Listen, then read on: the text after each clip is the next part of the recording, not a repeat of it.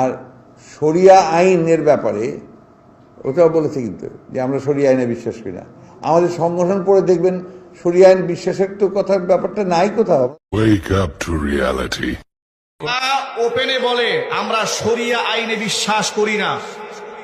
যে ব্যক্তি এই কথা বলেছে আল্লাহর কসম কোরআন বক্ষে ধারণ করে বলছে, উপস্থিত সকল মানুষের সামনে বলছি, যে ব্যক্তি বলে মুসলমানের সন্তান হয়ে বলে শরিয়া আইনে আমরা বিশ্বাস করি না, আল্লাহর কসম সে মুসলমান থাকতে পারে, সে মুরতাদ। মুসলমান যদি শরিয়ার আইন বাস্তবায়ন না চায় সে মুসলমানই না।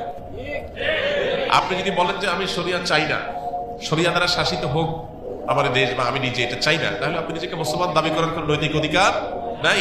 শরিয়া এটা শুধুমাত্র চুমু খাওয়ার জন্য আসে নাই। আপনি পারছেন না শরিয়া দ্বারা শাসিত হতে, অপরাধ বোধ আপনার মধ্যে আছে যে আমি পারতেছি না বা আমরা পারতেছি না, এটা একটা লেভেল পর্যন্ত চলে। কিন্তু আপনি চান না, পছন্দ করেন না, এটা চলে না। এটা মানে হলো আপনি বিদ্রোহ করলেন, অস্বীকার করলেন, ইমান থেকে খারিজ হওয়ার মতো বিষয়।